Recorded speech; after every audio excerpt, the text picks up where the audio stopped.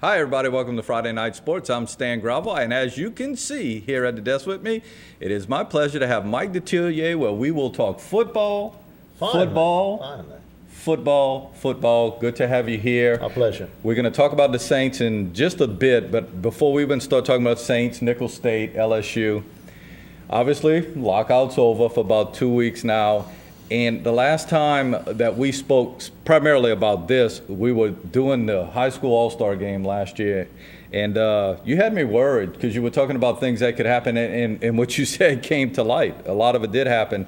When you look back at the lockout, did it end the way you thought it was? Did you think we'd be going into the season with the lockout? You know, I know hindsight's 20/20, and you could tell us what you want now, but is it what you thought was going to happen? I really think it lasted longer than I thought. I thought this would end in early July. They went literally to the brink on this without losing any money preseason game-wise. So it lasted a little bit longer than I thought it would, to be honest with you. But I saw all the pitfalls that could have happened, and everything that could have went wrong actually did. My thing about it is, why did you wait so long to try to work out all these details? You threw this in the court. You had 50 lawyers on both sides, and those were the only guys that got unemployed once the lockout was settled, and they were going to extend this to the brink. And so, in my opinion, it lasted longer than I thought, but I could see some of the pitfalls that were going to happen to this. Did it come down to, hey, we're ready to start the preseason, we're going to lose money starting at this point, let's get it done now? Stan, everybody got bills. I don't care how rich you are. Yes. That's a reason why Donald Trump does a television show. He got a lot of money, doesn't he? But he does a TV show. Everybody needs to get that paycheck because you get those bills in. I don't care how rich you are as an owner, how much money you make as a player, and I'm telling you, and I told you this before, that was less than 10% of the players that could have lasted 3 months without getting paid. Now, I'm not sure how many owners could have lasted that long either. So everybody needed the cash. But the surprising thing was how far they went with this before they finally settled. And luckily, and God bless him, Robert Kraft from the Patriots, he was the guy that stepped in and I think really got this process going pretty well.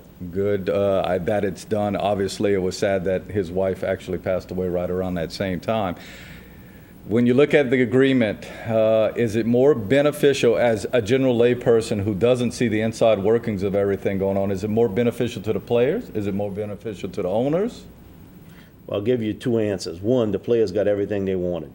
You got less practice time. Your pay didn't get cut. You got better benefits. Man, what more could you want? But I think we also seeing the layout of an 18-game regular season schedule.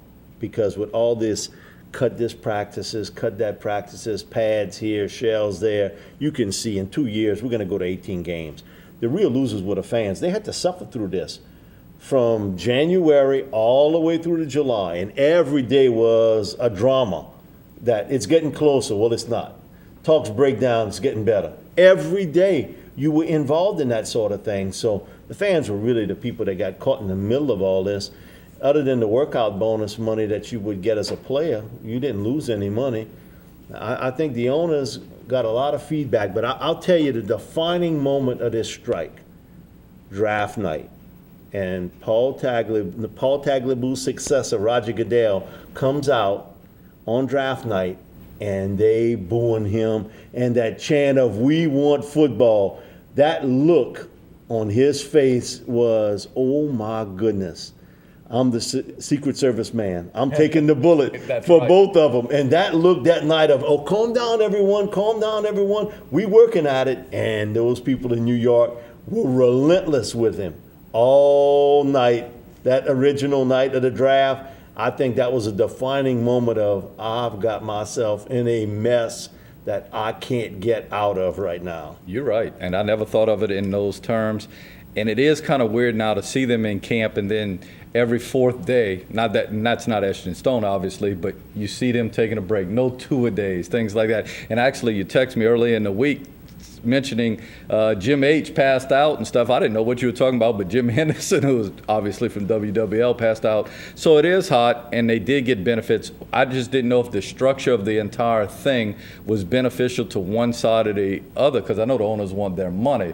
The other thing is 3 weeks ago, James Harrison comes out in a publication and bashes Goodell. Yesterday, Ryan Clark, who's actually from here in Louisiana, playing for the Steelers, bashes Goodell, and I'm thinking, well, who's right on all of it? Is this a Steelers thing that they just don't like Goodell, or is this in general what the players think of Goodell? I think the majority of players in this league will tell you the same thing off the record about Roger Goodell that James Harrison and Ryan Clark said on the record. I think that they just feel as though he's the puppet for the owners. But they got to realize he's doing their bidding for them. He's the commissioner of the NFL, which means guess who his boss is? The 32 owners. Those players have no vote on if he's the commissioner or not. So, the commissioner's always caught in the middle. I remember talking to Pete Rozelle many, many years ago, and that was his deal, that, he thought he would have a pretty good relationship with players. He was a PR guy for the Rams, and he said it became very obvious the players thought of him always in the owner's pockets. And I think Roger fell right into that mix that most players today feel as though what Roger has done has not helped the game. It's promoted the game, made a lot of money for the owners, and made a lot of money for players too. But their feeling is that he's really not looking after their benefit. He's looking after the benefit of the owners. But you know what? That's his job. He's the commissioner of the NFL. Very good. We're going to take our first big look at the Saints this year with Mike when we get back from this break. Remember, preseason gets cranked up this Friday night. Next week. Finally, football to talk about. Next Friday night, we're going to be talking about the New Orleans Saints and what they did, hopefully a good thing, against stay the healthy. 49ers. Yeah, stay healthy during the preseason. We'll be back after this break.